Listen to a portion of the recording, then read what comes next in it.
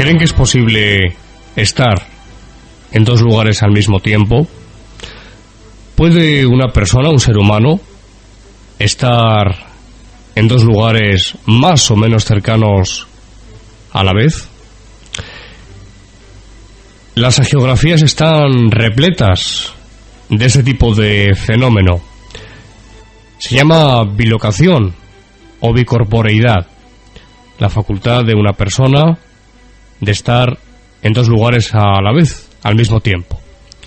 Pero también hay casos de personas normales, no religiosas, no místicos, ni santos, que han experimentado este fenómeno de la bilocación. Esta madrugada, queridos amigos, bienvenidos a una nueva cita con el misterio. Los saludos de quien les habla, Santiago Vázquez, desde Madrid, España, para toda España, y desde España para todo el mundo. Vamos a contarles muchos casos. El programa de hoy va a estar repleto de casuística, de casos de personas que han estado en dos sitios a la vez, al mismo tiempo. Pero haremos una distinción y vamos a analizar este fenómeno de la bilocación de una forma muy pormenorizada. Desde luego, el asunto es apasionante, los casos también lo son, y sobre todos ellos destaca uno principalmente, un caso del año 1951, relativamente reciente, finales de octubre de ese mismo año, perfectamente documentado y que figura en la causa de beatificación de cierta religiosa. No se lo pierdan porque es, en mi opinión, y en mis ya 20 años de experiencia profesional en este medio, uno de los casos de bilocación más extraordinario y documentado que he estudiado y que he conocido de primera mano. Les contaremos muchísimas cosas, haremos, como siempre, las correspondientes reflexiones sobre el tema y, cómo no, damos la bienvenida a Fernando Vázquez. Fernando, buenas noches. Buenas noches, Santiago, buenas noches a todos los oyentes. Buenas noches, Fernando. Bueno, tema realmente interesante, ¿no? Tema muy interesante, tema apasionante, con multitud, pero muchísimos casos, sobre todo en vidas de santos, en vidas de personas muy místicas, muy dadas a la espiritualidad, pero como decías, también se han dado casos en personas normales, por así decirlo. Exactamente. Así que vamos a contarles de todo, casos de personas religiosas y casos de personas normales, como Fernando, como yo, como todos ustedes, normales y corrientes, salvo que haya algún religioso que esté escuchándonos, que nos consta que sí. Sí. Desde aquí nuestro saludo, como no, también. Es el tema que les proponemos, amigos, para el programa de hoy, un programa que hemos preparado con todo nuestro cariño y, como siempre, procuramos con todo el rigor y la seriedad que el tema merece. La bilocación a debate existe, es posible. ¿Cuáles pueden ser las posibles explicaciones? Si es que hay alguna, porque esa es otra, Fernando. Si es que existe alguna explicación para este fenómeno. Las hipótesis, los casos, la casuística. Nos ocupamos hoy de un fenómeno tan incomprensible, por un lado, pero por otra parte real. Incomprensible porque no lo podemos explicar con la razón. Y real porque existe una casuística. Una casuística, además, relativamente abundante y cuyos testimonios proceden de personas de total crédito, después de haberse iniciado las investigaciones correspondientes. La bilocación, todos hemos escuchado esa palabra alguna vez, y se relaciona con las hagiografías, las vidas de los santos, y nada más lejos de la realidad, porque no es así. Como vamos a ver esta noche, existen multitud de casos de bilocación en personas, Fernando, totalmente normales, que no pertenecen a ninguna orden religiosa, que no están dentro de un camino espiritual y que, sin embargo, incomprensiblemente, les acontece un fenómeno de bilocación. Si te parece, tenemos muchísimos casos que contar a los oyentes. Vamos a empezar definiendo brevemente lo que es la bilocación. Perfecto. Existen, evidentemente, muchas definiciones.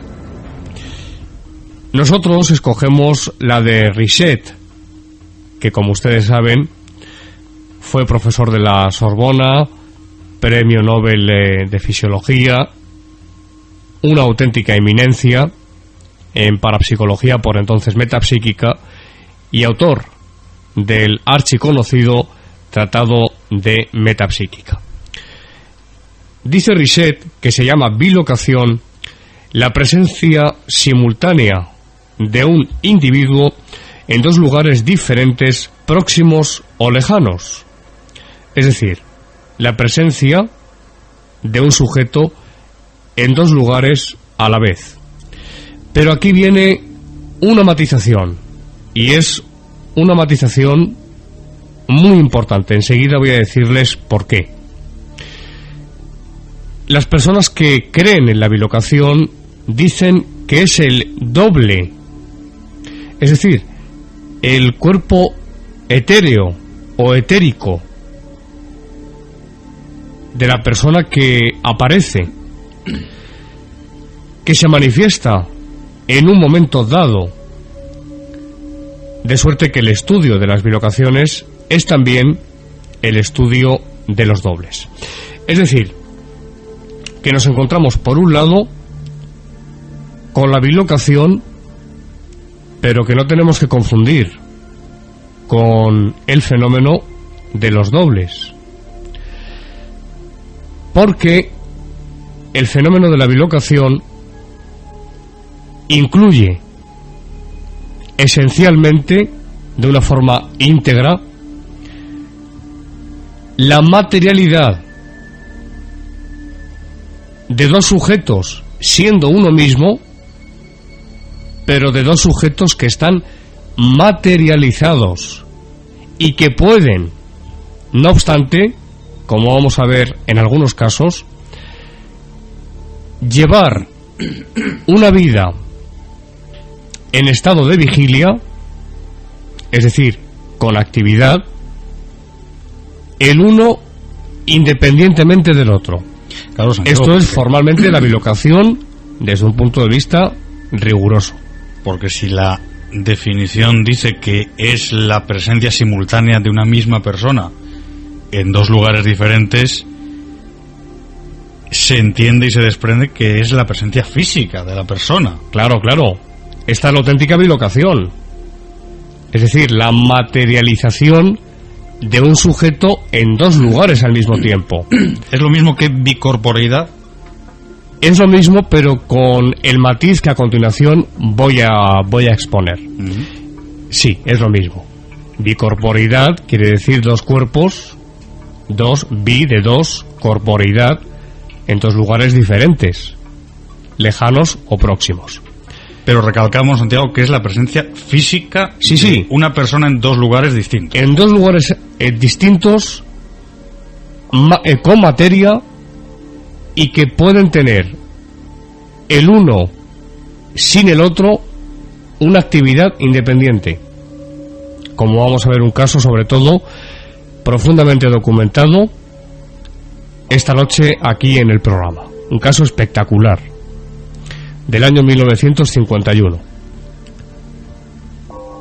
Por otra parte, nos encontramos con el fenómeno de los dobles, un fenómeno que se presta a diversas interpretaciones y que es más parapsicológico. Si bien, por supuesto, que la bilocación es un fenómeno parapsicológico, es cierto que en un porcentaje alto, no en todos los casos, pero sí en un porcentaje alto, se relaciona con el misticismo. como enseguida veremos. Sin embargo, el caso de los dobles etéreos o etéricos, sucede a personas de todo tipo de clase social, cultura, religión, países diferentes, etcétera, etcétera. Esto es importante señalarlo. Existen dos tipos de bilocaciones: los fenómenos objetivos y los subjetivos. Y esto es también muy importante antes de entrar con la casuística, que es muy abundante.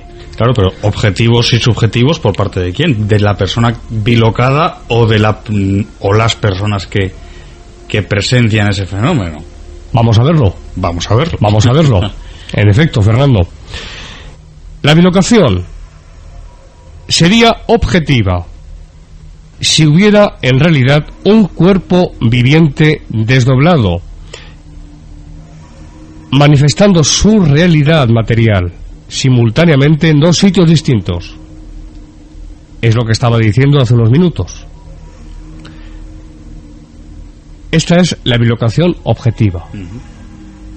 Esta es la que desde un punto de vista y desde un orden sobrenatural, porque tiene que ver con los fenómenos místicos y se encuadra dentro de los fenómenos místicos, quizás sea la más interesante, porque la subjetiva se puede explicar, aparte de alguna hipótesis parapsicológica como la criptestesia, por ejemplo. La bilocación subjetiva se puede explicar sencillamente como el fantasma de los vivos, un fantasma de un vivo. Es decir, si la experiencia extracorpórea existe y es un fenómeno que se puede dar y que ocurre y que se ha provocado en laboratorio, ahí están por ejemplo las experiencias de Kubler-Ross en laboratorio, o del barón Skrennazin, por ejemplo. Si esto se ha corroborado en el laboratorio con sujetos a los que se les ha provocado la experiencia extracorpórea, ¿por qué esa parte sutil que escapa del cuerpo físico del sujeto, por qué no puede hacerse visible? Es decir, nos encontramos con un fenómeno que nos desafía, porque si en la objetiva existen dos cuerpos materiales que tienen una actividad independiente el uno del otro, en el caso de la bilocación subjetiva no es así. Es subjetiva cuando la forma de un individuo aparece con los atributos de vida a determinada persona sensitiva, más o menos apartada del lugar en donde realmente dicho individuo se encuentra. Esto, como he dicho, se puede explicar desde el punto de vista parapsicológico. La bilocación objetiva, sobre la cual Risset tenía sus serias dudas de que pudiera suceder, hablamos de 1921, hoy en día existe documentación, como veremos, Madre María Luisa Zancajo de la Mata, Padre Pío de Pietrelcina o San Pío de Pietrelcina, etcétera, etcétera. Bueno, estudios posteriores que han de alguna forma atestiguado, no voy a decir demostrado, pero sí sugerido que la bilocación objetiva se ha dado. No, iba a decir, Santiago, que los ejemplos de bilocación, sobre todo en místicos o santos, pues son muchos. Por ejemplo, el Papa San Clemente, San Francisco de Asís, San Antonio de Padua, San Francisco Javier, San Martín de Porres, etcétera, etcétera. El Padre Pío que has mencionado, San Juan Bosco, muchos. Es muy interesante porque, para abrir boca, el famoso caso de San Alfonso de Ligorio, que es quizás uno de los casos más conocidos. El 17 de septiembre de 1774 quedó mudo y totalmente inmóvil en su celda de Arezzo. No tomó absolutamente ningún alimento, ni habló con nadie. Permaneció totalmente inmóvil durante varios días. Hablamos de un 17 de septiembre. Pues bien, el 22, por la mañana, despertó de ese, entre comillas, letargo. ¿Y qué refirió? ¿Qué dijo San Alfonso de Ligorio? Dijo que había ido a asistir al Papa, que acababa de morir. Pues bien, el Papa Clemente XIV había muerto en Roma y había sido asistido porque existían testigos que así lo afirmaron y lo corroboraron, que allí estaba San Alfonso de Ligorio. ¿Qué podemos pensar en este caso? ¿Se trata de un caso de bilocación? No. No es bilocación. No es bilocación porque su cuerpo, el cuerpo, vamos a emplear ese término, original, se encuentra en la celda, en Arezzo. Más bien tendríamos que hablar, dentro de una hipótesis trascendental, de que el espíritu de San Alfonso de Ligorio se desdobla del cuerpo físico, es capaz de ir hasta Roma, se materializa, cosa que ocurre y que está atestiguada en la parapsicología desde finales del 19, las materializaciones de fantasmas. No deja de ser el espíritu un fantasma dentro de esta hipótesis. Se materializa y es capaz de atender al Papa Clemente XIV en sus últimos momentos, siendo visto por todos los que estaban allí, puesto que estaba materializado. Luego, no hablamos de bilocación, hablamos de bilocación subjetiva, es decir, del doble. Del doble. Encontramos, por ejemplo, un famoso caso también de San Francisco Javier. Tú citabas algunos casos de santos.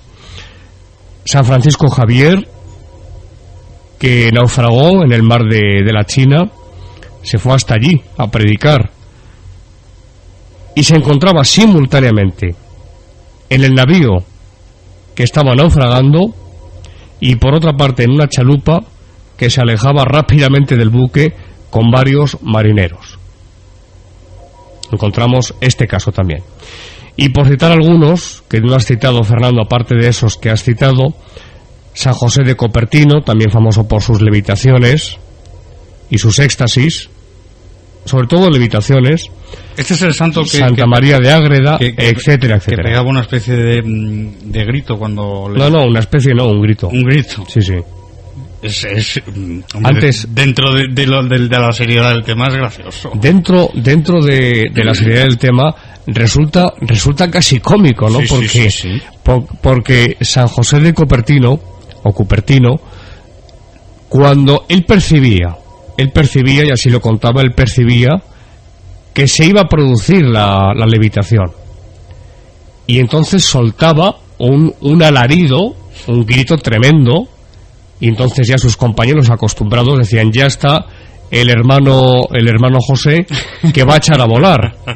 Y en efecto, el Papa por aquel entonces se acercó a la iglesia donde él se encontraba, y delante del Papa, y de esto hay testimonio documental, soltó ese alarido, ese grito, y se paseó levitando por toda la iglesia, por el techo de toda esa iglesia, delante del mismísimo Papa.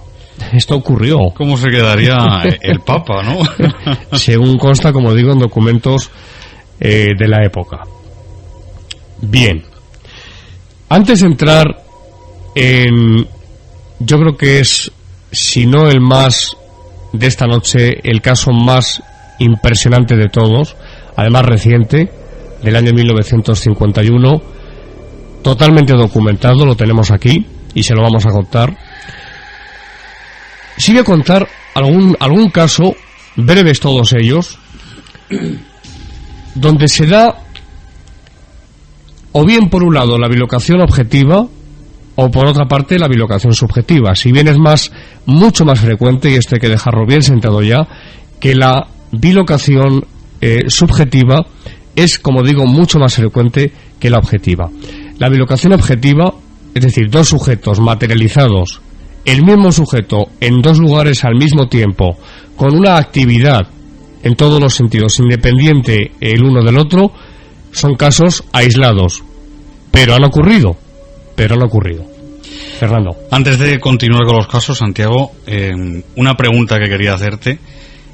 La teología nos dice que la bilocación puede darse fundamentalmente por dos motivos: o bien de manera sobrenatural, es decir, por intervención divina, o preternatural, por intervención diabólica. Sí. ¿Hay casos de bilocación también por supuesta intervención diabólica? Tenemos relatado perfectamente a través del séptimo arte, del cine, películas dedicadas o centradas en el tema de la posesión diabólica, donde el elemento de la levitación es una constante. Películas como cuáles, pues por ejemplo El Exorcista, película que, mal que le pese a alguno, está basada en un hecho real. No quiere decir que todo lo que sale en la película sucediera tal y como aparece en la película, pero sí que está basada en un hecho real, y era un niño además. Era un niño. Era un niño. En ese caso aparece no en una escena, aparece en varias escenas la levitación. Hay levitaciones en películas, estoy recordando ahora mismo, películas como por ejemplo El exorcismo de Isabela. Es una película que hay que tener mucha prudencia en esto de la demonología, porque puede dejar cierta huella en el psiquismo de la persona. Es una película dura. El exorcismo de Isabela, solamente recomendada para mentes fuertes. Sí. Tenemos, por ejemplo, otras películas que también hacen alusión al tema de la levitación. El exorcismo de Emily Rose, por ejemplo. Es una película magnífica. No puedo opinar porque no he visto la película aún. También. El exorcismo de Connecticut ya no, porque ahí es la casa la que está infestada, es una infestación diabólica, contemplado desde el punto de vista preternatural, hablando teológicamente. Tampoco sería exactamente una casa encantada desde el punto de vista parapsicológico, sino que sería sencillamente una infestación del lugar. Por lo tanto, en efecto, respondiendo a tu pregunta, Fernando, la levitación puede ser provocada, teológicamente hablando, desde el ángulo sobrenatural, es decir, procedente de la acción divina sobre el cuerpo del sujeto, en este caso del santo, de la santa o de la persona que levita, pero por otra parte, una causa preternatural o diabólica también puede provocar el fenómeno de la levitación. No sé si he respondido, Fernando, a tu pregunta. Perfectamente, Santiago. Vamos, si te parece, vamos con la casuística. Con la casuística. Bueno, ya hemos contado algo de algunos santos. Con la casuística documentada. Y después te preguntaré, Santiago, si únicamente, ya lo has mencionado en la introducción, pero si únicamente se han dado fenómenos de bilocación en santos o místicos, o también en personas, por así decirlo, normales. Pero eso lo dejamos para después, si quieres. Perfecto. Vamos con casos de personas reales, personas normales, quiero decir. Reales somos todos. Normales, no místicos, ni religiosos, ni personas con estigmas, ni con arrobamientos, no. Pues mira, la pregunta venía fenomenal. Bien. En una iglesia de Londres, nos remontamos al año 1895, W. Stead percibió a una amiga suya, Madonna, habitante en Bayswater, la cual se encontraba gravemente enferma, por cuyo motivo le asustó aquella imprudencia. Claro, estaba enferma, lo sabía, y de repente la ve. Stead la reconoció, quedándole tiempo para mirarla perfectamente de frente y distinguir todos sus rasgos. También los dos hijos y la señora también de la misma persona reconocieron también a esta mujer. Nos encontramos con un elemento sumamente interesante. En este caso, no podemos hablar de bilocación objetiva, sino de la visión del doble etérico. ¿Por qué? Porque encontramos un elemento, un común denominador en muchas de estas experiencias, y es que la persona se encuentra enferma. Esta señora que apareció y que pudieron ver los hijos y la esposa de este señor, esta señora estaba enferma, gravemente enferma. Como el caso que relatabas antes de este santo postrado en la cama 5 días, ¿no? Exactamente. En ese caso, en el caso que menciona, San Alfonso de Ligorio no estaba enfermo, pero sí estaba, en efecto, totalmente inmóvil, inerte, sin comer, sin pestañear, es decir, en un estado totalmente de rapto, podríamos decir. En este caso no. ¿Por qué? Porque cuando una persona está gravemente enferma, se han producido, y veremos después, casos de visiones de su doble etérico o etéreo. Para el que lo quiera entender de una forma todavía más concreta, de su alma. Es posible que el alma, cuando una persona está o bien atravesando una enfermedad grave en la cama, o bien está en trance de muerte agónico, se puede proyectar, por decirlo así, su alma puede proyectarse o puede salir, separarse, desdoblarse de su cuerpo físico y presentarse ante X, la persona o personas, porque también hay apariciones colectivas. De esto hablaremos otro día. Interesantísimo, por cierto. Pensamos que solamente las fantasmogénesis o espectrogénesis sean a una sola persona. No, no, no. Yo he conocido casos, y los contaremos algún día, de apariciones múltiples, y no hablamos de apariciones ni marianas ni religiosas, no, de fantasmas y espectros. Por lo tanto, como decía, la persona está grave, la persona está o bien grave o bien muriendo, y se puede desdoblar. Nos dicen las doctrinas espirituales que en esos momentos, al igual nos dicen que cuando la persona se está quedando dormida, en ese estado crepuscular, los lazos que unen el espíritu con el cuerpo material se aflojan y el espíritu empieza a quedar más libre, se empieza a emancipar del cuerpo material y puede acceder a ese mundo espiritual con una facilidad enorme y por lo tanto presentarse donde quiera. Esta es la explicación o la hipótesis que nos dan las doctrinas espirituales o espiritualistas. Vamos con otro caso. Este se desarrolla en el mar o en la mar, que de ambas formas se puede decir, y es interesantísimo. Además, es un relato legendario de aparición de un doble, de bilocación subjetiva. Es uno de los más asombrosos y es el que se refiere Richard Dale Owen, remontándose a cierto tiempo atrás. Robert Bruce, escocés, segundo de un navío que hacía la travesía de Terra Nova, no estaba seguro de la ruta que había de seguir. Entonces bajó al camarote bajó al camarote del capitán y vio un hombre desconocido que estaba escribiendo.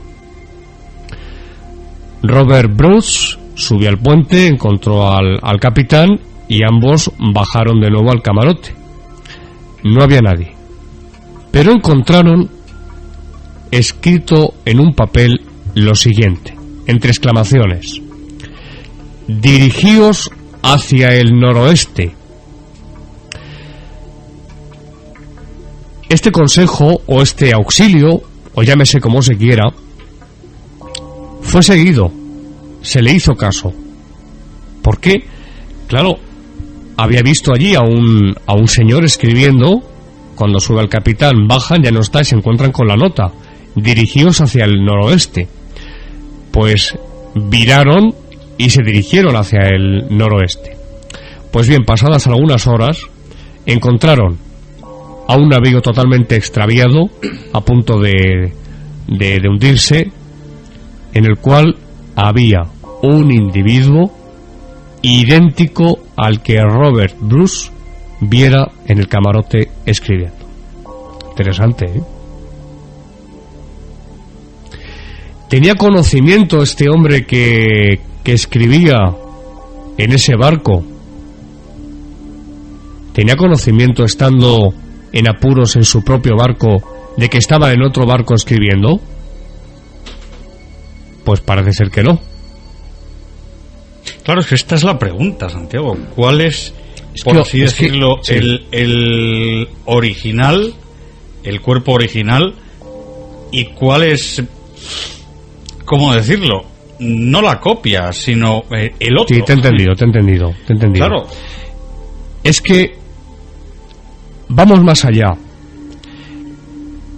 Y vamos más allá dando un paso que dejamos el paso sin apoyar el pie. Porque, como veremos, como hemos visto en este caso, ahora mismo, en el caso de Robert Bruce, como veremos en el caso de la madre María Luisa Zancajo de la Mata, cuando se produce un fenómeno de este tipo, se produce habitualmente, en la mayor parte de los casos, sin una intencionalidad por parte de la persona. Es decir, la persona no dice: me voy a bilocar. De una forma totalmente espontánea. Pero como veremos enseguida en el caso de 1951, un cuerpo tiene referencia de la vida del otro y viceversa. Son conscientes ambos. Pueden serlo, no siempre. Y a veces por momentos fugaces. A veces no. Se produce una a veces son totalmente independientes y no hay comunicación. Se produce, o se puede producir, una especie de dualidad. Claro, en efecto, lo vamos a ver enseguida en el caso del 51. Pero el fenómeno no es provocado. No se dice: voy a bilocarme. No. Se produce espontáneamente. Pero hay más. Mucha más casuística hemos tenido que cribar, porque, como comprenderá, la casuística es muy abundante. Vamos al caso de Romanés. Al despertar por la madrugada, vio ante sí una forma que pasó delante de su cama, con la cabeza cubierta con un velo. El fantasma separó sus manos para mostrar el rostro. Entonces Romanés reconoció la imagen de su hermana, la cual sabía estaba ligeramente enferma. Después de esta visión, la enfermedad evolucionó muy rápidamente, se agravó muchísimo y la hermana de Romanés murió poco tiempo después. En este caso, por ejemplo, estamos hablando de una bilocación subjetiva. Estamos hablando de un doble, sencillamente. No hay bilocación objetiva en el sentido literal de la palabra. ¿Y no podría ser una aparición? Lo es. Desde el punto de vista parapsicológico caben dos hipótesis. Una es la hipótesis de la aparición, de la fantasmogénesis, y la otra hipótesis es la criptestésica. Es decir, que el sujeto, a través de un fenómeno de criptestesia, es decir, de percepción extrasensorial, captase a través de ese mecanismo, fuera de los 5 sentidos conocidos, que su hermana en ese momento estaba atravesando unos momentos agónicos. Esta es la explicación más puramente parapsicológica y más, dentro de la parapsicológica, más racionalista. Vamos, si te parece, Fernando, porque tenemos muchos más. Voy a contar antes de que, y mientras tanto te vas preparando, antes de que nos cuentes el caso de la madre María Luisa, voy a contar uno más y hacer unos muy breves comentarios. El tema de hoy es apasionante, ¿eh? Realmente el tema es apasionante. Sí, da para mucho. Da para mucho y para sacar muchas conclusiones. Sí. Porque aquí está, tengo encima de la mesa como 7 u 8 libros, todos con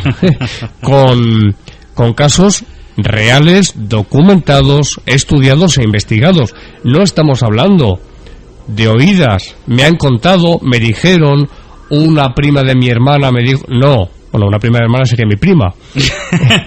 No, hablamos de casos investigados, de casos que están documentados. Les contaré otro más antes de dar paso al caso de la madre María Luisa Zancajo de la Mata. Madame Capronier, en Francia, había tenido a su servicio durante 41 años a una camarera llamada Madame Gregory. Una noche, mientras ésta la estaba desvistiendo, vio que aparecía el doble de esta. ¿Cómo es esto?, exclamó. Veo ahora vuestro doble. Madame Gregory no se inmutó. Pasados 3 días se sintió acometida de una ligera indisposición que se convirtió muy pronto en grave, falleciendo a la misma hora que había aparecido su doble, 8 días después. En este caso nos encontramos con una bilocación subjetiva, por un lado, y con una aparición premonitoria de muerte. Con una aparición premonitoria de muerte. Y es que estas visiones, amigos oyentes de Más allá de la realidad, estas visiones de dobles de las que les estamos hablando, no son, según todas las apariencias, simplemente fenómenos de criptestesia premonitoria. Los fantasmas en forma de vagas nubes que se han visto en muchísimas ocasiones, por ejemplo en la cabecera de las camas de los moribundos, personas que están falleciendo, como si su cuerpo etérico, alma o espíritu, como lo quieran llamar, se estuviera desprendiendo de su cuerpo material. No son, y ahora lo dice Risset, probablemente no son simples alucinaciones. Efectivamente, primero los individuos normales, que no son, pues por ejemplo, alcohólicos, que no tienen una perturbación mental, las alucinaciones no verídicas o patológicas, en este caso sí son, cuando hay una psicopatología, por ejemplo, son extremadamente raras, lo hemos comentado alguna vez. Por otra parte, existen visiones análogas de naturaleza colectiva, como decíamos hace unos momentos, apariciones colectivas en un buen número de casos, que excluyen la hipótesis de una alucinación, sencillamente. Y, en tercer lugar, las alucinaciones verídicas, cuya verdad monitoria ha sido debidamente establecida, son enteramente análogas a las apariciones de los dobles. Es decir, que no todo, ni mucho menos, solo es un porcentaje muy pequeño cuando hay una patología mental, cuando hay, por ejemplo, un caso de alcoholismo, de consumo de drogas. En estos casos sí se da la alucinación, pero la alucinación es un síntoma de un síndrome. La alucinación no es tan fácil que se dé, ni mucho menos. Fernando, vamos a conocer a continuación un caso realmente sobrecogedor. En toda mi carrera profesional, son ya 20 años investigando el misterio, como el nombre del programa de nuestros queridos amigos David Madrazo y Yolanda, de Asturias, Onda Peñes, un abrazo muy fuerte para ellos. Pues después de 20 años investigando el misterio, espero hacerlo durante otros por lo menos 20 más, pues yo les puedo decir que no me he encontrado con un caso de bilocación, y hablamos ahora de bilocación objetiva, más documentado, además muy reciente en el tiempo, de hace apenas 50 años, y que forma parte del proceso de canonización de la Madre María Luisa Zancajo de la Mata. Fernando, tienes en tus manos un libro, Yo soy testigo, escrito por el padre Manuel Soria. Así es.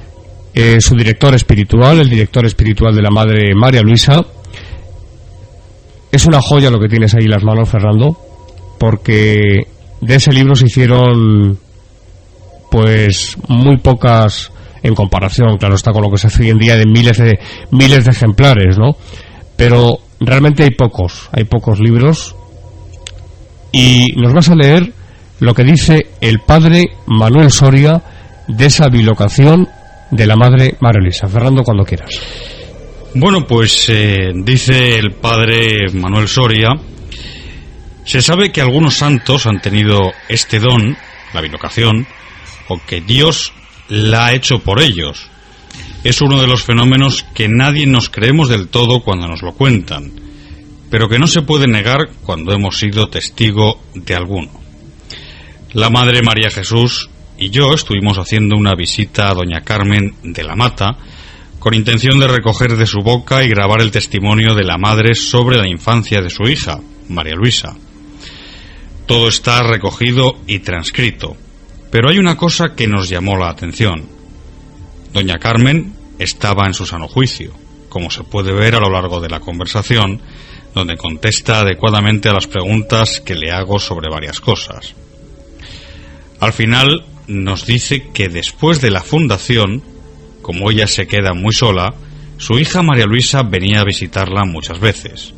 Venía con hábito, llamaba a la puerta, estaba un rato hablando con ella y se marchaba. Ante nuestra extrañeza, y al abrirle caminos para que diera alguna explicación acertada sobre que no venía sola, que no eran muchas veces, ella insistía 2 y 3 veces, asegurando las visitas de su hija María Luisa. Esto solo puede interpretarse, y así nos miramos y lo comprendimos los dos, como actos de bilocación, en los que la madre visitaba a su madre sin dejar el convento. Primero porque ese era un punto muy riguroso de la regla entonces, y para cualquier cosa siempre salían las hermanas de 2 en 2. Segundo, porque no se acostumbraba a visitar a los padres, aunque viviesen en la ciudad. Más bien, venían los padres en días señalados. Tercero, porque estando así de las piernas y viviendo a una distancia tan grande, la madre, que era entonces vicaria y que la acompañaba a todas partes, no la hubiera dejado ir sola. Por todo eso tenemos la impresión y la certeza de que muchas veces la Madre María Luisa visitaba a su madre por bilocación. Tal vez ni se nos hubiera ocurrido pensar esto si no hubiéramos tenido la tremenda experiencia de una bilocación de 2 días ocurrida en Carcagente, Valencia y en Madrid, ciudades separadas por más de 300 kilómetros. Ocurrió el 22 y el 23 de octubre de 1951. Y aquí viene el caso. Lo que acaba de leer Fernando Vázquez es el preámbulo, es decir, que la Madre María Luisa tenía esa facultad de la bilocación, visitaba al parecer a su madre, a su propia madre. Yo conocí en Ellín, Albacete, a la hija de una familia que fue testigo presencial de una bilocación de la Madre María Luisa. Era la hora de comer, lo cuento muy brevemente, la hora de comer. La Madre María Luisa andaba con muletas. en un momento determinado, pues lo que ocurre en los pueblos, hablamos de los años 50, las famosas cortinillas de las puertas se entreabren y su madre, la madre de la persona que me lo estaba contando, reconoce a la madre María Luisa. Madre, pues pase usted, si quiere, tenemos un cocido. Ya percibo el olor, qué bien huele. Espera un momento, que voy a ver el fuego y enseguida estoy con usted. Bien, pues ahí se quedó la madre María Luisa, que como digo, andaba con muletas y despacio además y con cierta dificultad. Pues bien, fue al fuego, lo bajó en intensidad y cuando sale al recibidor ya no estaba. Se asoma por todas partes, mira por todas partes, allí no estaba. Se quedó con la incertidumbre, ¿dónde se habrá metido esta mujer? Pero bueno, si estaba aquí hace 15 segundos, ¿dónde se ha metido? Y entonces llamó al convento, se puso una de las hermanas y le dijo: mire lo que me ha pasado, acabo de ver a la madre María Luisa aquí en mi casa, que ha venido a visitarme, pero no la encuentro por ninguna parte. ¿Usted sabe algo? ¿Está bien? Y le dijo: señora, le aseguro que la madre María Luisa no ha podido ir a su casa porque lleva toda la mañana en su celda y no ha salido del convento. Este caso lo conocí de primera mano y me lo contó una de las testigos de aquella familia, de la hija. Como este caso, muchos más en la vida de esta monja, de esta gran monja. Fernando, vamos con el caso documentadísimo de Carcagente. Nos remontamos a octubre, finales de octubre de 1951, cuando quieras. Concretamente el 22 y el 23 de octubre de 1951, como dices, en Carcagente, Valencia y en Madrid. Dice el padre Manuel Soria: las motivaciones del suceso fueron las siguientes. El padre provincial de los Carmelitas Descalzos de Valencia, orden a la que yo pertenecía, me había prohibido escribir a la madre, aconsejándome que la abandonase en la dirección espiritual.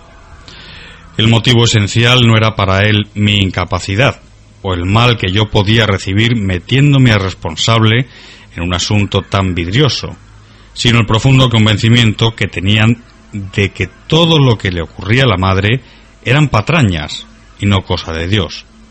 ¿Por qué?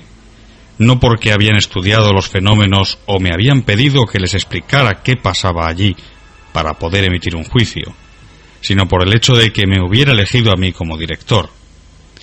Si eso fuera de Dios, habiendo tantos padres buenos y santos, no me hubiera elegido precisamente a mí. En eso tenían razón, pero la razón de la prudencia de la carne, no del Evangelio. Continúa el padre Manuel Soria dentro de este libro, Yo soy testigo. Un libro documentadísimo además y que, como digo, es una joya literaria, ¿eh? Es un testimonio único. Desde luego que lo es. Sigue diciendo: el Señor, que había establecido entre ella y yo una hermosa hermandad espiritual, que había provocado en mí una verdadera conversión al Señor, ya que mi vida había cambiado desde que la conocí, tenía otros planes. En uno de los éxtasis, con meses de antelación, dijo la Virgen que realizaría un prodigio delante de ese superior para que se convenciese de cuál era su voluntad. Este anunciado prodigio se realizó cuando menos se esperaba, en plena prohibición de escribir cartas. Estaba yo predicando en Carcagente, en Valencia, el novenario en honor de la patrona, Nuestra Señora de Aguas Vivas, con gran asistencia. Yo sabía que mi superior había de ir el día 23 a Carcagente a comer, pues era muy amigo del párroco. Hay un detalle que no consta en las otras declaraciones mías, pero que es absolutamente cierto. El día 22, lunes, a mediodía, como a las 12, no sé con qué motivo, pasé por la iglesia parroquial, donde, según la costumbre regional, estaba el Santísimo expuesto. Me di cuenta que sentada en una sillita, a la orilla de un pequeño grupo de mujeres, estaba la madre, ante el Santísimo. Me sentí interiormente muy contrariado. No pensé nada, sino que estuve, después de marcharme de allí sin decirle nada, muy nervioso, por lo que suponía una desobediencia al mandato de mi provincial de comunicarme con ella. Me dieron ganas de obligarla a volver a Madrid, por obediencia, en el primer tren. Serían las 7 de la tarde cuando subí a predicar. Al mirar al auditorio, descubrí entre el gentío la monjita vestida de blanco.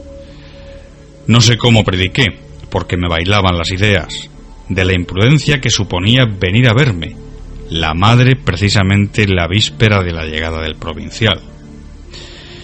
Cuando todo terminó, ella quedó sola en la iglesia. Después del saludo de rigor, le hice ver mi gran contrariedad por su venida y mi deseo de que inmediatamente regresara. Pero había que esperar al día siguiente para enviarla en el tren a Madrid, por lo que hablé con la superiora del asilo de niñas donde me hospedaba, Sor Benigna Iriarte, hija de la Caridad. La superiora accedió gustosa a hospedarla. Unas religiosas, las Hermanas de la Cruz, la acompañaron al asilo, donde durmió. Al día siguiente me convencí de que pasaba algo extraordinario. Me dijo que le parecía estar viviendo 2 vidas a la vez. Ciertamente, en algunos momentos, yo la oía hablar con las Hermanas de Madrid, como si estuviese con ellas, respondiendo a sus preguntas. Y allí estaba también hablando conmigo y con las Hermanas de San Vicente de Paúl.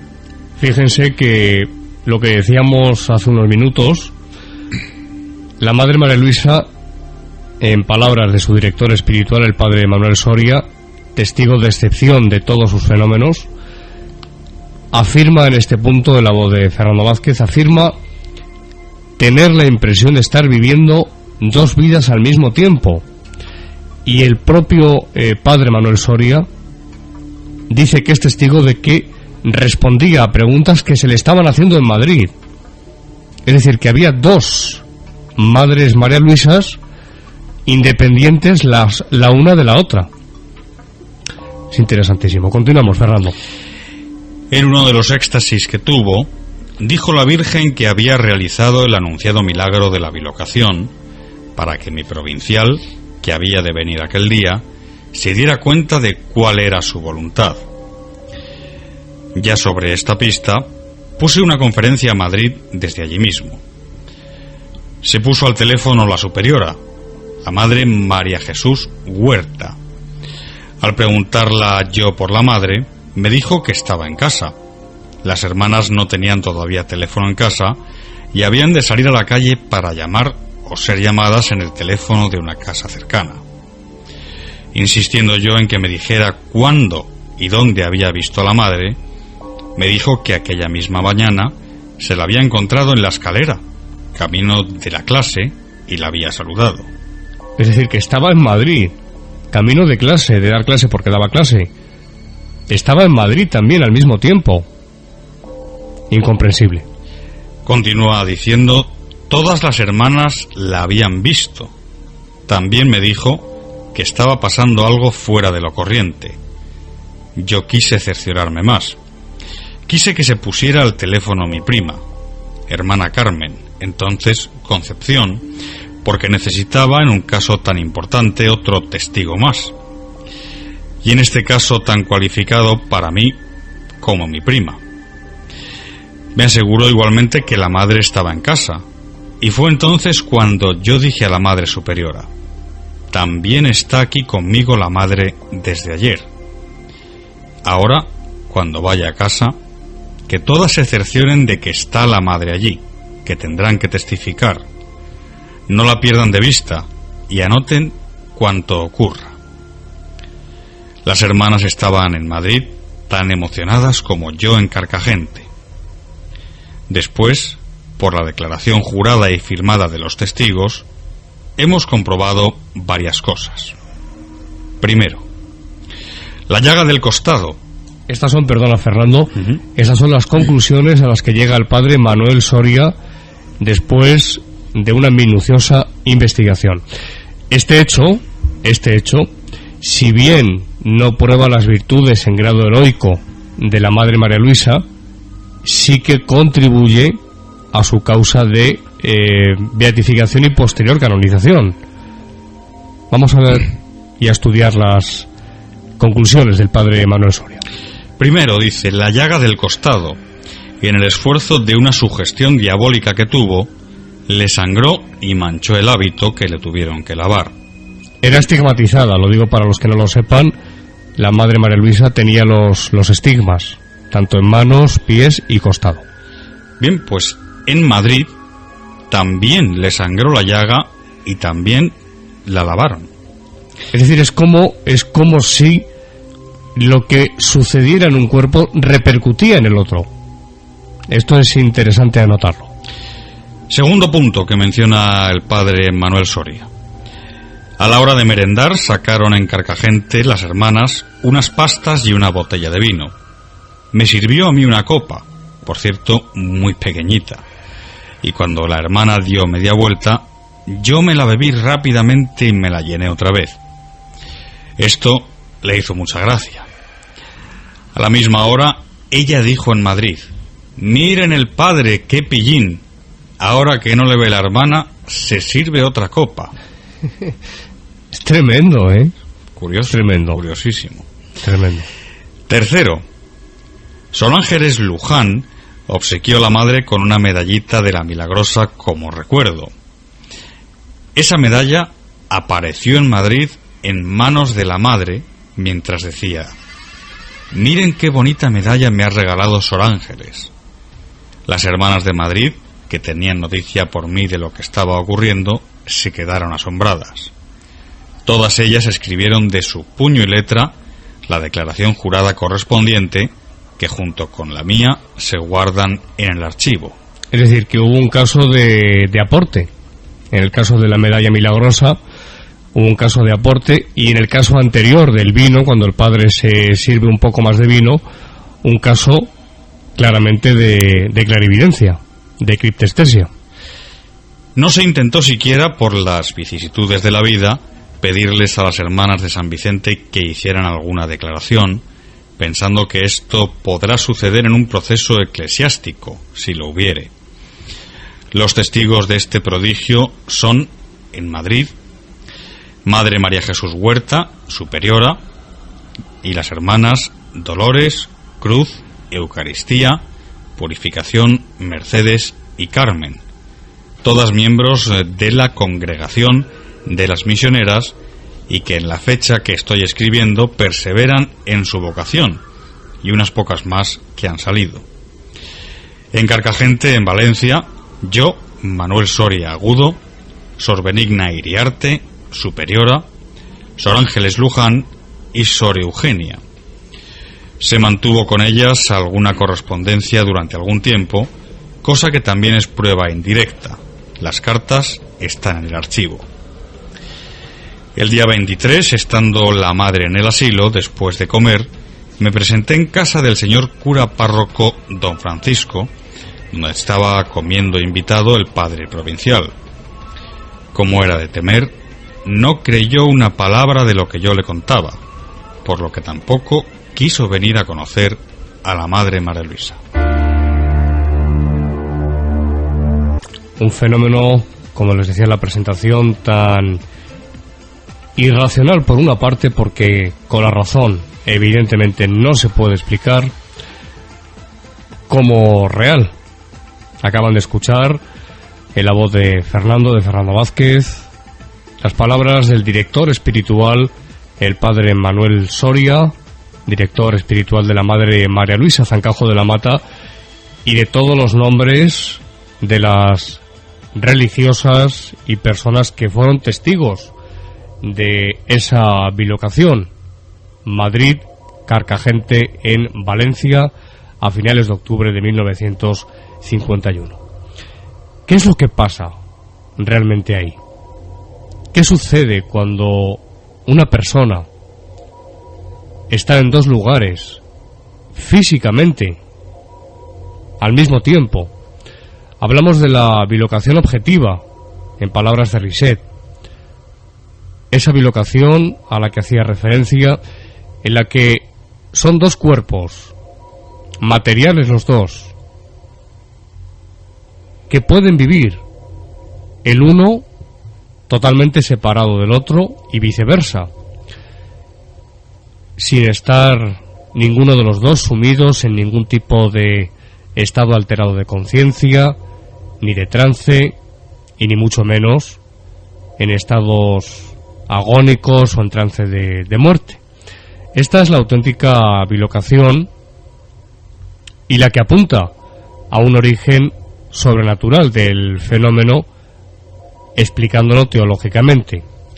Los otros casos que estamos contándoles también son los de bilocación subjetiva, los dobles, los famosos dobles etéreos, aquellos que Flammarion llamaba fantasmas de vivos. Y enseguida vamos a ver, va a ser interesantísimo, casos de moniciones, no se asusten por la palabra que enseguida se lo explico, moniciones de proximidad.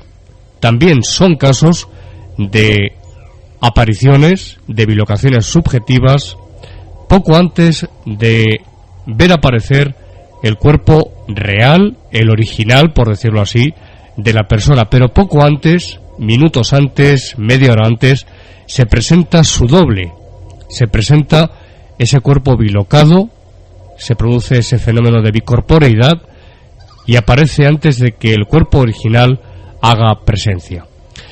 Esta noche, aquí, queridos amigos de la gran familia del misterio de Más allá de la realidad, estamos abordando un tema sin duda alguna apasionante e interesantísimo: la bilocación.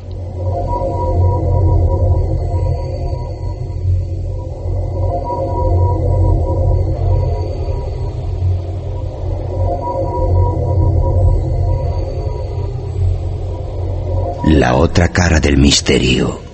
Más allá de la realidad. Con Santiago Vázquez.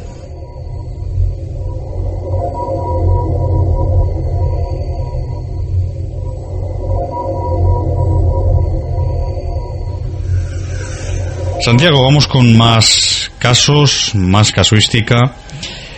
Porque hay mucha y muy interesante además. Efectivamente, de personas, de gente normal, por decirlo así, que no son místicos, que no son santos, que no son personas a lo mejor muy dadas a la espiritualidad, pero que también ha ocurrido.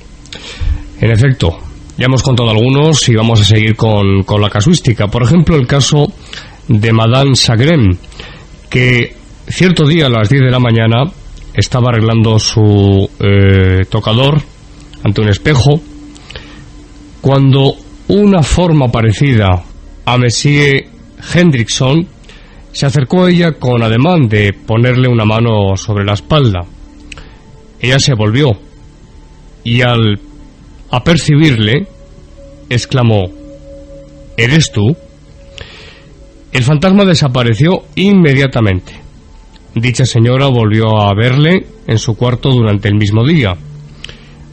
Esta sabía que dicho señor estaba gravemente enfermo y murió pocos días después. El día de dichas apariciones, Monsieur Hendrickson soñó que había visitado a Madame Sagren. Caso interesantísimo, de nuevo. Estamos hablando de los dobles, de los fantasmas de vivos, y que pueden, como en este caso, ejercer una acción sobre la materia, es decir, tocar a la persona. Tocar a la persona y reflejarse, por ejemplo, en este caso, en un espejo. En un espejo, exactamente. Y se vuelve y la manifestación sigue ahí, o el doble. Exactamente. Pero estamos en bilocación subjetiva. Esta es la diferencia con el caso tremendo que hemos escuchado, que nos has contado muy bien, Fernando, de la madre María Luisa. Es diferente. Tenemos más casos, ¿no? Sí. Y además interesantísimos. Una batería muy breves todos, de 4 o 5. Por ejemplo, el fantasma de Madame Hopkins, que fue visto por 4 personas. Aparición colectiva, les hablaba antes, pues hay muchos casos. 4 personas, Santiago, perdón, sí. Simultáneamente. Sí. A la vez. Sí. Por 4 personas, sus primos, su nuera y sus hijos, en intervalos más o menos largos. y la primera vez de ellas por 2 personas simultáneamente y de manera absolutamente idéntica. Es decir, que vieron absolutamente lo mismo. En estos casos, la hipótesis de la alucinación queda relegada a un último plano, por no decir que queda totalmente descartada. Claro, porque si ven efectivamente exactamente lo mismo las 2 personas en este caso... Bueno, las 2 personas en la primera vez. Claro, no, pero... Luego había más. Quiero decir que si fuese contemplando la hipótesis de la alucinación, pues a lo mejor una persona puede ver una cosa con unos matices y la otra puede decir que ha visto a la misma persona pero con otros matices. Pero no es el caso. Vieron lo mismo, ¿no? Exactamente. Más casos. Encontrándose 2 jóvenes en la iglesia tocando el órgano, percibieron ambas de repente el fantasma de otra de sus hermanas que tenía intención de ir allí, pero que en realidad no había entrado ni siquiera. Apareció con la misma ropa y un rollo de papeles como en el preciso instante llevaba efectivamente la persona real. Interesante. Otro caso, en el caso de Madame Hall, que le apareció su propio fantasma.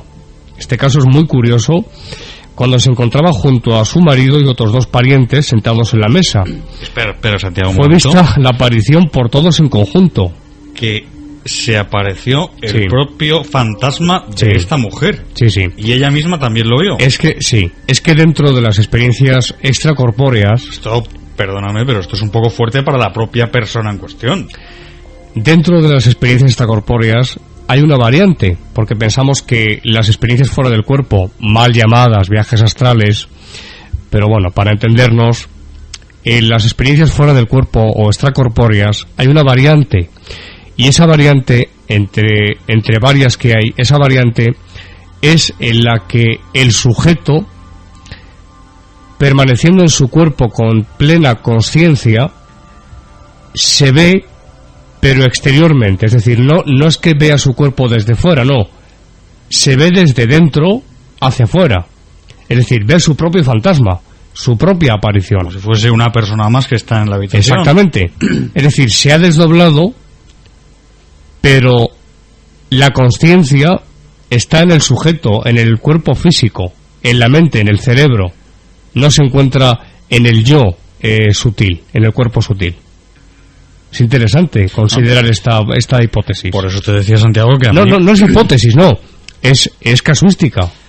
Por eso decía que para la persona en cuestión tiene que ser una experiencia bastante fuerte. Es decir, yo ahora mismo aquí me veo a mí mismo y tú también me estás viendo y yo no sé, yo de momento creo que me quedo paralizado. Claro, luego hay otra posibilidad que apuntan Y luego, algunas doctrinas. como Sí. decía Pedro Esteban, quitando un poco de hierro al asunto, se me pondría de punta los pelos, las gafas, el cogote y todo. Hay otra posibilidad, y decía que lo apuntan algunas doctrinas espirituales, y es que en ese caso lo que está sucediendo es que una entidad del más allá ha tomado tu forma, pero no eres tú. Es, como digo, una hipótesis, una más, Pero es interesante. que se plantea, es decir, una entidad del más allá adopta tu forma física, tu aspecto, tu imagen, y se presenta delante de ti. Pero claro, no es el tema de la noche, lo abordaremos otro día. Hay una serie de matices en ese tipo de experiencias en los que se deja entrever que en efecto es una proyección de la propia persona, porque hay como una prolongación, por decirlo así, de la personalidad del sujeto. Entonces sí se puede por lo menos sugerir como hipótesis que se trata de una exteriorización de ese cuerpo sutil que se proyecta fuera de la persona y que por lo tanto se manifiesta visualmente al propio sujeto del que procede ese cuerpo sutil. En efecto, así es. Vamos con más, porque hay más. Y ya verán ustedes cuando lleguemos ahora, dentro de no mucho, a las municiones de proximidad. Ya verán ustedes. Otro caso, Frances Riddle, hallándose en la cabecera de una de sus compañeras gravemente enferma, percibió el fantasma de la madre de aquella persona a quien no conocía, de la cual pudo dar la descripción con tal exactitud que cuando dicha dama llegó un rato después, fue reconocida por todas las personas ante las cuales había hablado francés. Igualmente había descrito el traje de noche y la palmatoria, objetos cuya existencia fue confirmada por los parientes de la paciente. Hombre, aquí la hipótesis subjetiva yo creo que queda bastante relegada, porque si no conoce a la persona... Claro, los parapsicólogos, que hay muy poquitos en el mundo, pero bueno, todavía los hay, más racionalistas, pueden, y no sin razón, decir que se trata sencillamente de un fenómeno de percepción extrasensorial, de un fenómeno criptestésico, de un fenómeno de criptestesia, a través del cual la persona, por tener una sensibilidad especial, es capaz de darle forma en su inconsciente a una persona que está a punto de llegar. Esta es la explicación de la parapsicología más puramente racionalista y que no desdeñamos en ningún momento. No, en absoluto. De todas formas, en algunos casos parece haber sido la bilocación voluntaria. ¿Voluntaria? Yo apuntaba antes que en la mayor parte de los casos no, pero sí hay una parte muy pequeña en los que parece que es voluntaria. Es decir, que un individuo, que vamos a llamar A, haya hecho un esfuerzo para aparecerse, por ejemplo, ante B. Los hechos de este género son muy raros, como decía antes, y de difícil interpretación. En algunos casos, la aparición del doble, de este doble etérico, se manifiesta simultáneamente a diferentes personas, a muchas personas, en apariciones colectivas, de suerte que la bilocación no es únicamente subjetiva. Cuando veíamos, por ejemplo, casos que les hemos contado a ustedes, donde esa formación, esa aparición, se presenta ante diferentes personas, o es vista por más de una persona. Vamos con un caso que cita Aksakov. Es el caso de Monsieur Benning, pastor y miembro de un círculo de Troy en Nueva York. Es muy interesante, ya verán. No pudiendo asistir a una reunión en el círculo, escribió una carta excusándose, pero temiendo que ésta no llegara a tiempo, tuvo la singular idea de manifestarse en su forma astral. Es decir, en este caso sí que hay una voluntad por parte de la persona para proyectarse en ese cuerpo sutil, en ese cuerpo etéreo. Efectivamente, le vieron diversas personas. 2 no tan solo le reconocieron, sino que le tocaron, y el propio fantasma demostró bastante vigor para separar a uno y empujar a otro con tanta fuerza que éste estuvo a pique de caer escalera abajo. Es decir, que no solamente se proyectó a voluntad, sino que se materializó y ejerció una influencia en varias de las personas que le pudieron ver materializado. En este caso estamos hablando de fantasmas de vivos, exclusivamente. Esto no es bilocación objetiva, pero que se confunde, por eso lo estamos citando, porque la línea que separa, Fernando, y te cedo el micrófono enseguida, simplemente decir que la línea que separa la bilocación objetiva, esa de la Madre María Luisa, la de algunos de los casos que nos vas a contar enseguida del Padre Pío, por ejemplo, o de San Antonio de Padua, etcétera, esa línea que separa la bilocación objetiva de la subjetiva, o de los dobles etéreos, o de los fantasmas de vivos, en muchos casos es una línea muy fina y que es muy difícil de delimitar. Hay otros casos que no.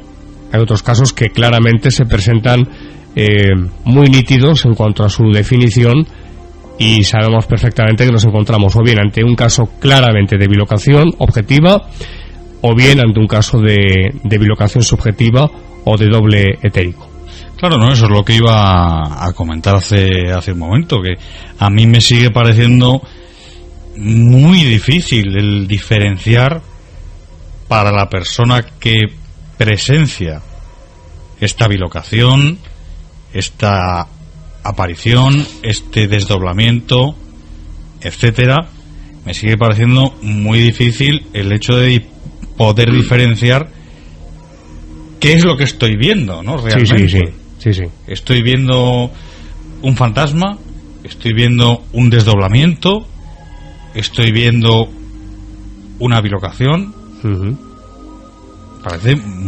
Para mí me parece bastante complejo. Yo te he dicho antes, fuera de micrófono, ante esta pregunta que me has formulado, te he dicho que la clave está en observar el cuerpo original, el cuerpo material, físico, me refiero, original. Si el cuerpo original está atravesando momentos agónicos, en trance de muerte, o está gravemente enfermo, o está simplemente en trance o en un estado alterado de conciencia, en esos casos nos encontramos, si hay desdoblamiento o bicorporeidad, nos encontramos ante una proyección del cuerpo sutil que se puede materializar o no. A veces aparecen de una forma no material.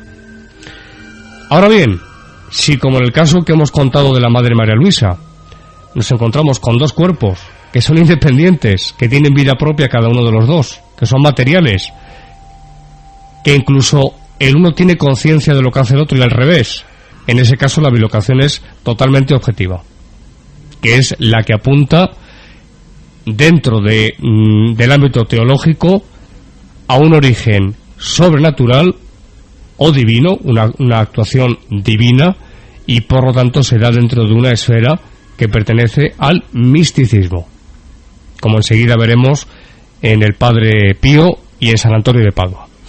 Antes de dar paso a las municiones de proximidad, que seguramente, o casi seguro que es la primera vez que ustedes, amigos, oyen esto de municiones de proximidad, enseguida voy a explicarles, porque es mi obligación explicarles lo que es. La parapsicología es así de maravillosa. La parapsicología es una ciencia, no voy a meterme ahora en el asunto, y como ciencia tiene su terminología y sus términos, sus definiciones, sus palabras, y lógicamente hace algún tiempo yo decía en la radio, decía que cuando uno tiene tos y va al médico, el médico no le dice tiene usted tos, le dice tiene usted bronquitis o tiene usted una faringitis que le provoca esa tos. Pues en la parapsicología es exactamente igual. La aparición de un ser fantasmal, no entramos si es un difunto o no, eso se denomina fantasmogénesis. Por ejemplo, un cuadro de movimiento de objetos, de levitación de objetos, donde hay efectos físicos y demás, se denomina un poltergeist, o poltergeist, como se quiere decir. Es decir, que todo tiene su terminología. Y la parapsicología, como no podía ser de otra forma, al ser una ciencia, desde hace muchas décadas ya, aunque algunos todavía no lo sepan, y para eso estamos nosotros, para decírselo, tiene su cuerpo de clasificación de fenómenos, tiene su definición de fenómenos, su etimología, tiene su terminología. Esto hay que tenerlo muy en cuenta. Por eso les digo que enseguida les explicaré lo que son las municiones de proximidad. Antes de conocer algunos casos breves, todos ellos, pero interesantísimos, de la vida del Padre Pío y de sus bilocaciones y bilocaciones subjetivas o de dobles o aparición o desdoblamientos o aparición de un vivo en su caso, porque hay de todo, me parece. Cito un caso de A. de Rochas, el caso de Halma Hammerlell, que vio los fantasmas de dos de sus amigos, Stankiewicz y Servov, los cuales se habían esforzado, nótese este punto, se habían esforzado para aparecer a aquella y también a su padre. Bueno, pues en realidad vieron los dobles de estos dos amigos. Esta visión colectiva, si los testimonios son realmente auténticos, que lo son, hacen muy difícil la explicación de la hipótesis de un fenómeno únicamente subjetivo. Es decir, hay voluntad por parte de dos personas al mismo tiempo en proyectarse astralmente, que se dice esotéricamente, se proyecta su cuerpo sutil y tanto la hija como el padre ven los fantasmas o los cuerpos sutiles de estos dos chicos. Interesantísimo. Son los dobles. Fantasmas, dos fantasmas de vivos, pero no es bilocación en el sentido estricto de la expresión. Santiago, y ahora sí, Fernando, sí, dime. No se iba a decir que me parece bastante complejo y complicado el hecho de decir voy a poner toda mi voluntad en bilocarme.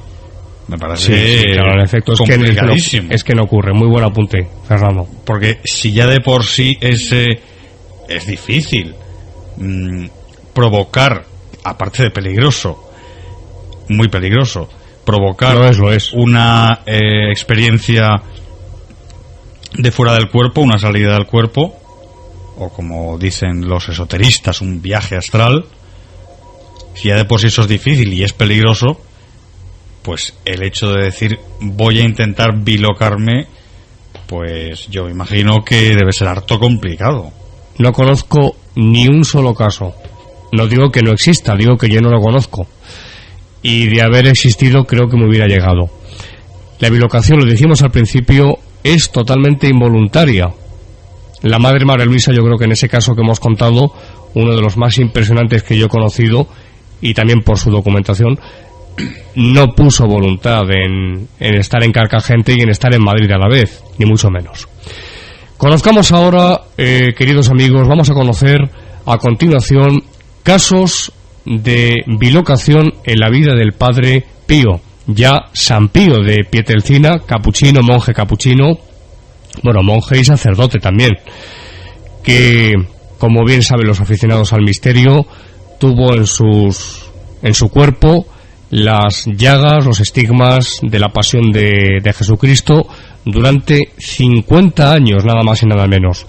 Un hombre un santo lleno de carismas, de fenomenología sobrenatural, mística, paranormal, preternatural por otra parte. Un personaje que algún día, no tardando mucho, haremos un especial sobre él, porque merece la pena, ya lo creo. Y no hablemos del cuerpo incorrupto famoso, eso es tremendo, tremendo. Muere a finales de los años 60, se le desentierra hace poco, hace un año y pico, y, oh sorpresa, nos encontramos con que el padre Pío está intacto, totalmente incorrupto, y no solamente eso, sino que según las imágenes que hemos visto en televisión, su piel todavía presenta un aspecto rosáceo y elástico. Impresionante. Realmente impresionante, sí. Impresionante. Sí. El padre Pío, un grandísimo hombre del espíritu. Fernando, casos de bilocación, de apariciones del padre Pío, cuéntanos. Bueno, pues casos de bilocación de el padre Pío hay unos cuantos, hay muchos, hay bastantes. Has tenido que cribar la información también. Sí, bueno, un poco. Por ejemplo, la señora María, hija espiritual del padre Pío, contó que su hermano, una tarde, mientras oraba, se durmió. De repente fue golpeado con una bofetada sobre la mejilla derecha y él tuvo la sensación de sentir que la mano que lo golpeó fuera cubierta por medio guante. Pensó enseguida en el padre Pío y al otro día, después de la misa, se fue a saludarlo. ¿Es lícito dormirse cuando se ruega?, contestó el padre Pío. Bueno, se afirma que fue el padre Pío quien, entre comillas, le despertó. Interesante caso. Vamos con más. Un exoficial del ejército un día entró a la sacristía y, mirando al padre Pío, le dijo: «Es justo él, no se equivoca». Se acercó, cayó de rodillas y llorando repitió: «Padre, gracias por salvarme la vida en el campo de batalla». Sucesivamente el hombre contó a los presentes: fui capitán de infantería, y un día sobre el campo de batalla, en una hora terrible de fuego, algo lejos de mí, vi a un fraile, pálido y de ojos expresivos, que me dijo: señor capitán, aléjese de este sitio. Inmediatamente corrí, y antes de que llegara al sitio donde antes me encontraba, estalló una granada enorme que abrió un remolino. Me volví hacia el monje para agradecérselo, pero este ya había desaparecido. Le reconoció y fue a darle las gracias, que le había salvado la vida. Más casos del Padre Pío. El Padre Alberto, a quien el Padre Pío conoció en 1917, contó lo siguiente: vi hablar al Padre Pío mientras se encontraba de pie cerca de la ventana, con la mirada fija sobre la montaña. Me acerqué a él para besarle la mano, pero él no se dio cuenta de mi presencia, y tuve la sensación de que su mano estaba entumecida. En aquel entonces lo escuché, que con voz muy clara, en el momento en que dio la absolución a alguien. Después de un instante, el padre se sacudió como si se despertara. Volviéndose hacia mí, me dijo: ¿estáis aquí? No me enteré de ello. Algún día después llegó de Turín un telegrama de agradecimiento al Padre Superior por haber mandado al Padre Pío a asistir a un moribundo. Del telegrama se pudo intuir que el moribundo estaba muriendo en el momento en el que el Padre Pío, en San Giovanni Rotondo, pronunció las palabras de absolución.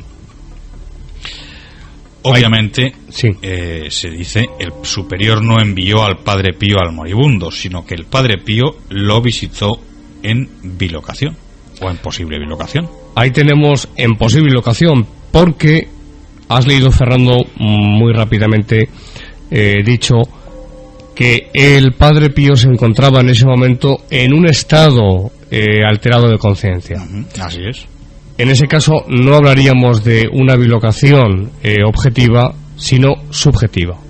En este caso se desdobló y se materializó para ayudar a ese moribundo, pero no se bilocó, literalmente hablando. Vamos con más casos del Padre Pío. Hasta el beato Don Orión declaró lo siguiente sobre la bilocación del Padre Pío. En la Basílica de San Pietro, en la ceremonia de beatificación de Santa Teresa del Niño Jesús, estaba también el Padre Pío en bilocación. Lo vi venir hacia mí sonriendo. Fui a su encuentro a través de la muchedumbre, pero cuando llegué, él desapareció. Otro. El Padre Pío, en bilocación, celebró una misa en la capilla de un monasterio de monjas en Checoslovaquia en 1951. Esto ya son palabras mayores, ¿eh? Después de la celebración de la misa, las monjas fueron a la sacristía para ofrecerle al padre una tacita de café y darle las gracias por la misa y la inesperada visita. Pero en la sacristía no había nadie. Las monjas pudieron constatar así que el Padre Pío fue a efectuar la Santa Misa en posible bilocación. En este caso sí. En este caso sí que tendríamos que hablar de una bilocación objetiva. Ven ustedes cómo debemos discriminar un caso de otro y saber englobarlo o bien en la subjetiva o en la objetiva. En este caso sí, porque un cuerpo sutil, no voy a decir que no puede, pero difícilmente puede oficiar misa, que suele durar una media hora y demás. Hablaríamos, por tanto, según mi opinión y mi criterio, de una bilocación objetiva. Y ya para terminar, Fernando, algún caso más del Padre Pío, que hay muchísimos, pero alguno más. Pues un último caso, por ejemplo, el general Cadorna, después de la derrota de Caporetto, cayó en un estado de depresión severa y decidió suicidarse. Una tarde se encerró en su habitación y dio orden a su ordenanza de no dejar pasar a nadie. Entrando en su habitación, extrajo de un cajón una pistola y mientras estaba apuntando a la sien, oyó una voz que le dijo: «General, ¿no querréis cumplir en absoluto esta tontería?». Aquella voz y la presencia de un fraile apartaron al general de su propósito, dejándole petrificado. Pero ¿cómo fue que pudo entrar este personaje en su habitación? Pidió explicaciones a la ordenanza, pero le contestó no haber visto pasar a nadie. Años después, el general se enteró por la prensa que un fraile que vivía sobre el Gargano hacía milagros. Fue de incógnito a San Giovanni Rotondo y con gran asombro al fraile capuchino aquella tarde reconoció: «Ha corrido un riesgo enorme aquella tarde, general», le dijo el Padre Pío. Nos quedamos sin palabras. Totalmente. Creo que es un caso que sinceramente pone los pelos de punta, ¿eh? Era totalmente consciente de lo que había ocurrido. Qué carismas tenía el Padre Pío. Y como les decía antes, dedicaremos un programa monográfico a todos estos fenómenos, por supuesto sus virtudes, fenómenos y demás, porque yo creo que, y miren que ha habido en la historia del cristianismo, y no solamente cristianismo, en otras religiones, grandes hombres y mujeres del espíritu, pero es que el caso del Padre Pío yo creo que se lleva la palma en cuanto a lectura de conciencias, telepatía, clarividencia, don de profecía, don de lengua, xenoglosia o glosolalia, en fin, es que es bilocación, es tremendo lo del Padre Pío. Y tenemos, Fernando, el caso de San Antonio de Padua. San Antonio también de Padua, otro caso de bilocación, ¿no? Así es, dos en este caso. Durante su estancia en Padua, según refieren Bartolomeu Pisano y Marcos de Lisboa, hubo dos demostraciones de bilocación. El primero cuenta lo siguiente: estando San Antonio en Padua, tuvo una visión que llegó a mis oídos por medio de un religioso digno de fe. En su ciudad natal, Lisboa, vivían aún sus parientes, el padre, la madre, los hermanos y las hermanas, que se encontraban implicados en un caso de homicidio cometido por otros. Había en aquella ciudad dos personas que se odiaban mortalmente. Uno de ellos, encontrándose cierta noche con el hijo del rival, decidió vengarse en el heredero y, favorecido por la oscuridad, lo sorprendió. Le arrastró a su propia casa y allí lo asesinó bárbaramente. Después sepultó el cuerpo en el jardín de la casa de los parientes de Antonio. Tratándose de la desaparición de un noble, la magistratura procedió enseguida a una investigación. Sabiendo que el joven había sido visto aquella noche en las proximidades del Palacio de Martiño, buscaron por los alrededores y por toda la propiedad. Guiándose por la tierra removida hacía poco, llegaron al cadáver, lleno de heridas. Bastó ese indicio para que las sospechas del homicidio cayesen sobre Martiño, que fue preso con toda la familia según la costumbre de la época. Se aproximaba el día de la sentencia, que habría sido una condena si el santo no hubiese venido en auxilio de los suyos. Cierta noche, él pidió licencia a su superior para salir del convento y se puso camino de Lisboa. Allí llegó prodigiosamente a la mañana siguiente, cuando no serían suficientes 3 meses para recorrer la distancia entre Padua y Lisboa. Llegando a su tierra natal, se presentó al tribunal para pedir la libertad de su familia. Como era de esperar, no fue atendido, visto por demás graves indicios acumulados contra ella, contra su familia. El santo pidió entonces que le trajesen el cadáver de la víctima. Al verlo, le ordenó en nombre de Cristo que se volviese momentáneamente a la vida para indicar a su asesino.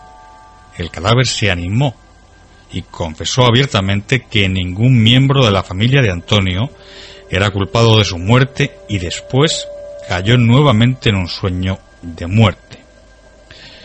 La novedad del milagro y la solemne declaración de tal testimonio fueron suficientes para liberar a la familia de Antonio, con la cual él pasó aquel día.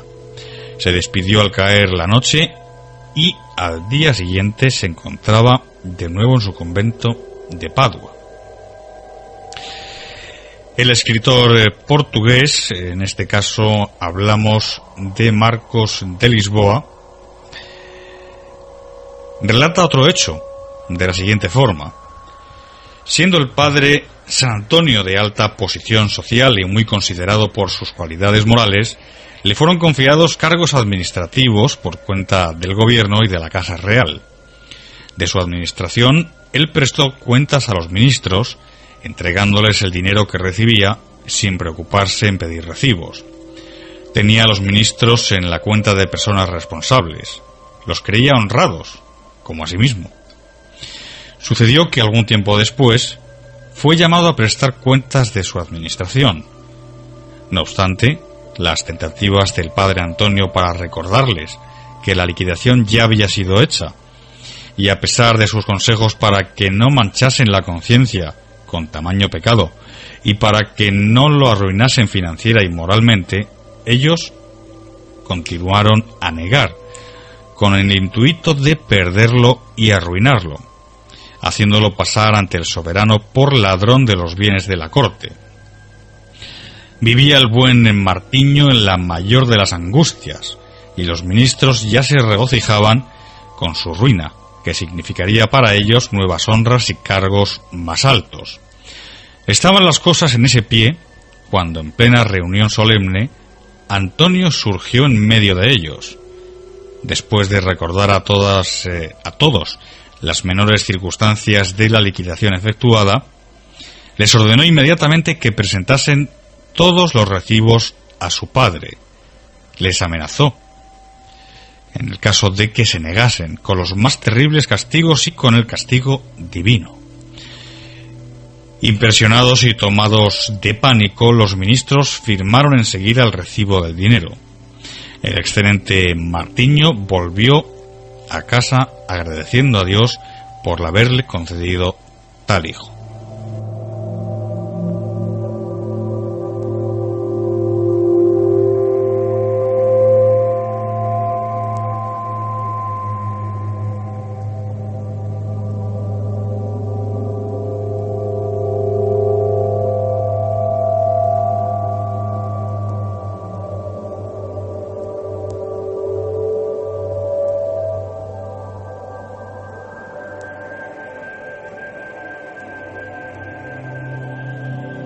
Y nuestro último apartado por hoy, dentro de este fenómeno. Les hablaba antes de las municiones de proximidad. Y algunos de ustedes, muchos, dirán, ¿y eso qué es, don Fernando? Bueno, yo el primero, porque de las municiones sí le he escuchado a usted hablar, pero de las municiones de proximidad esto es totalmente nuevo para mí. Una munición es, por resumir mucho el fenómeno, una munición es una advertencia. Una advertencia. Hay, por ejemplo, municiones de muerte. Uh-huh. En el caso, por ejemplo, de que aparezca ante un ser querido, un amigo, o una madre, o un padre, aparece en mitad de la noche su hijo, la aparición de su hijo o de su hija, que puede ser simbólica.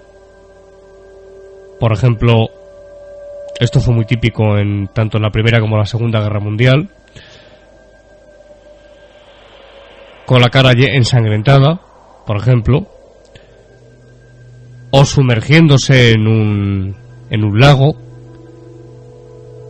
Pues bien, se corrobora posteriormente que a esa misma hora esa persona, ese hijo, esa hija, ese padre, esa madre, quien fuera, quien se ha aparecido, a esa misma hora moría de la forma que se estaba presentando.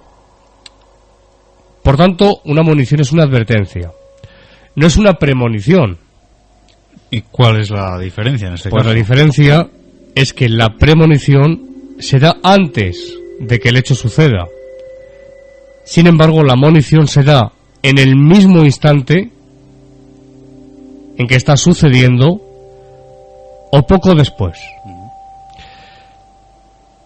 Esto es la monición, que algún día entraremos y hablaremos extensamente de las moniciones.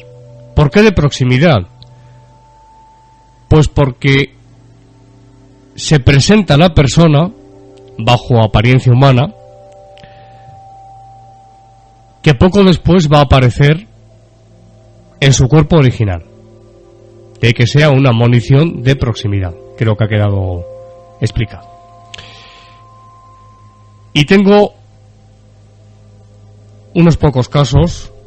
El primero de ellos interesantísimo, puesto que es, en todo su tratado de metapsíquica, que tiene casi 800 páginas, lo cita Richet como un caso propio vivido por él, de una monición de proximidad. Yo con mucho gusto se lo voy a leer a todos ustedes. Estamos hablando, Santiago, y recalcamos, de un caso vivido por el propio Richet. Exactamente, por Charles Richet. Iba todos los miércoles por la mañana al Boulevard Saint-Germain 3, oficinas de la revista científica, de la cual era yo el director, dice Richet. Cierta mañana a las 9, marchando por dicha calle en la acera de la derecha, reparé en la de la izquierda al profesor Lacassange de Lyon, que 3 meses antes había escrito un artículo para la revista, y me dije: ML ha llegado a París y vendrá a visitarme. He de hacer notar que conocía muy poco a dicho señor y nuestras relaciones eran muy superficiales. A las 10, en el escritorio de la revista, después que hube recibido a varias personas, me entregó en ordenanza la tarjeta del doctor, cosa que no me sorprendió nada absolutamente. Pero apenas M. Lacassange apareció en el umbral de mi gabinete, comprendí que no era aquel a quien había visto y le pregunté: ¿estabais hoy a las 9 en el Boulevard de Saint-Germain?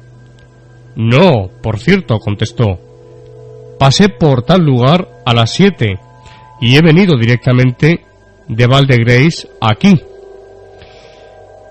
Bien, en consecuencia, primero, había querido ver muy claramente a este señor. 2, no tenía razón alguna para pensar que se encontraba en París. 3, no era aquel a quien yo vi. Sin embargo, por singular que sea tal caso de lucidez, no puede arrastrar ninguna convicción científica, porque la casualidad pudo hacer que un individuo vagamente parecido a este señor hubiera pasado a las 9 por el Boulevard de Saint-Germain, provocando el recuerdo de este en mi mente. No creo de todos modos que fuese el azar la causa, sino que más bien admito una criptestesia oscura y fugaz. Si así fuere, ¿cuál sería la misma de lo pasado o de lo porvenir? Dicho en otras palabras, si creí ver a Monsieur Lacassange, ¿fue porque había pasado una hora antes por el Boulevard Saint-Germain o porque había de pasar por el mismo una hora después? Este es el caso de Richet, que vivió en primera persona, en su propia persona. Y para finalizar, 3 últimos casos de moniciones de proximidad. Monsieur Carroll percibió en su cuarto, en Towcester, la imagen de su hermano que habitaba en Londres. Se asustó profundamente, pero antes de que tuviese tiempo de reponerse de su emoción, oyó que llamaban en una de las puertas de la habitación. Era su hermano, en carne y hueso, llegado expresamente de Londres para verle, sin haber anunciado expresamente su visita. Es preciso recalcar además que el hermano de Monsieur Carroll no conocía la casa con exactitud y que había llamado allí por casualidad. Este es un caso muy interesante de monición de proximidad. El penúltimo caso. Monsieur Stevenson se encontraba sentado en su casa junto a su mujer a las 7 de la noche. Todo estaba en silencio cuando oyó claramente la frase: «David llega». Creyendo que la había pronunciado su esposa, la interrogó, pero la dama le aseguró que no había dicho una sola palabra. Ahora bien, David, el hermano de Monsieur Stevenson, tenía la costumbre de no regresar hasta las 10 de la noche. 3 minutos después que éste hubo oído claramente la voz, se abrió la puerta y entró David, sin que se le aguardara a tal hora ni por asomo. Interesante. Madame A esperaba a su marido, que había salido de excursión en una población inmediata y estaba impaciente. Fue a guardarle a las 6 con su hermana menor, que caminaba delante. De pronto viéronle llegar en un coche arrastrado por un caballo gris. Después no vieron nada más.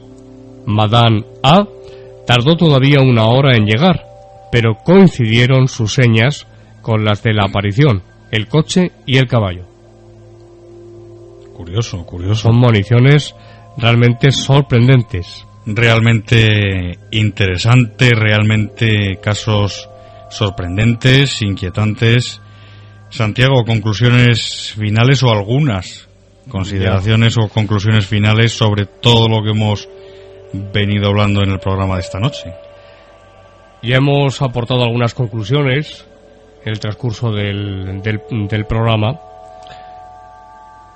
pero podemos concluir diciendo que el fenómeno de la bilocación es un fenómeno real, es un fenómeno que existe. ¿Por qué digo esto? Pues porque ha habido, como hemos demostrado esta noche, testigos que han presenciado dicho fenómeno. ¿Qué podemos pensar? En el caso de la bilocación objetiva, que yo denomino física, la de la Madre María Luisa, por ejemplo, la del Padre Pío oficiando misa, que había otro caso, Fernando, en una cárcel.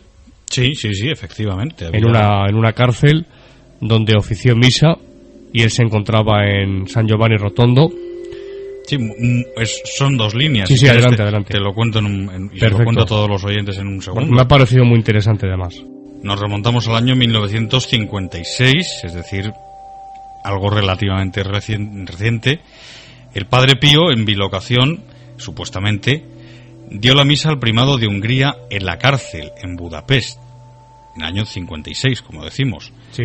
Alguien que conocía del episodio preguntó: Padre Pío, usted le ha dado la misa y le ha hablado, pero entonces, si usted ha estado en la cárcel y lo ha visto. Y le dijo el Padre Pío, le contestó: cierto, si le he hablado, también lo he visto. Claro, fenómenos como este, como algunos de los que han escuchado ustedes aquí en esta edición de Más allá de la realidad, ¿qué nos hacen pensar? Pues nos hacen pensar que nos encontramos ante un fenómeno que mediante la razón no es en ningún momento explicable, puesto que ¿cómo explicar que una persona pueda encontrarse en 2 lugares al mismo tiempo? O voy más allá, ¿cómo es posible que un cuerpo humano se pueda obtener de él una réplica y que se encuentre en otro lugar y que ambos cuerpos, el cuerpo A y el B, A y B, sean independientes el uno del otro, no sin tener, en ciertos casos, como hemos visto en Padre Pío o en la Madre María Luisa, teniendo conocimiento de lo que está haciendo el otro cuerpo? ¿Cómo es posible que una entidad indivisible como es un ser humano pueda tener una réplica exacta, material, que funcione en todos los sentidos, que conserve la vida, la inteligencia, la voluntad, la capacidad de reflexión, etcétera, etcétera, lo que es la persona en definitiva? ¿Cómo es posible que 2 personas al mismo tiempo, siendo una en realidad, vivan independientemente la una de la otra? Evidentemente, para estas preguntas que estoy planteando en voz alta, no tenemos respuesta.